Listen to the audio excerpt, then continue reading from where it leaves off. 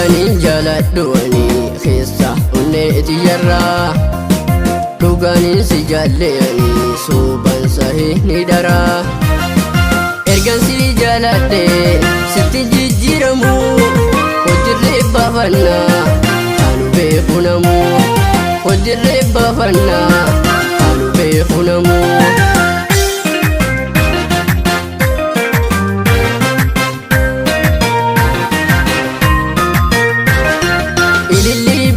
Madarra qonna hambisii adarra yaanni qeenatti hammaate labaasuuf deemaa adarra asliyyee asriidhaan dhuufa siyaadee isa wal garra edan barbadee si dhaabe kanafa miileen na jaabe edan barbadee si dhaabe kanafa miileen na jaabe dammadaa mutiyya shagge kutuyaa qalloo hararge yaanni qeenarratti walge onneetoo keessan na marge faayotan muddii halange yaatanin abjuudhaan arge jaalaltii dantee nan deefu meeqotuu dafee abeeftu jaalaltii dantee nan deefu meeqotuu dafee abeeftu.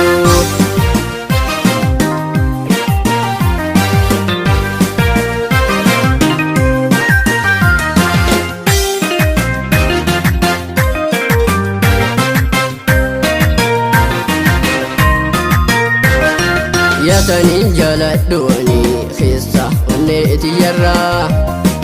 dhugaanii si jaalleeyanii suuban sahii ni dharaa ergan si jaaladhe sitti jijjiiramu hojirree baafannaa kaanu beeku namuu hojirree baafannaa kaanu beeku namuu.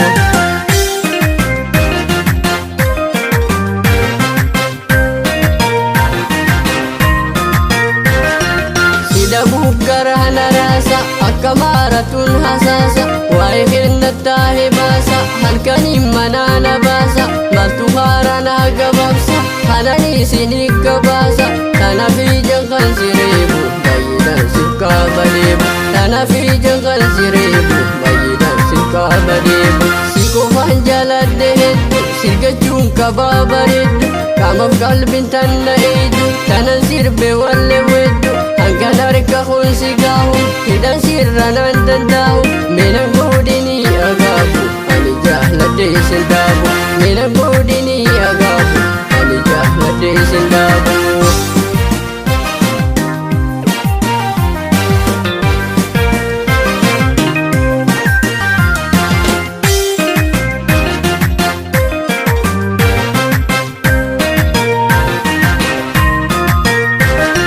Yaatanii jaaladhuwanii keessa onneeti yarraa dhugaanii si jaalleeyanii suuban sahii ni dharaa ergan si jaaladhe sitti jijjiiramu hojirree baafannaa kaanu beeku namuu hojirree baafannaa kaanu beeku namuu.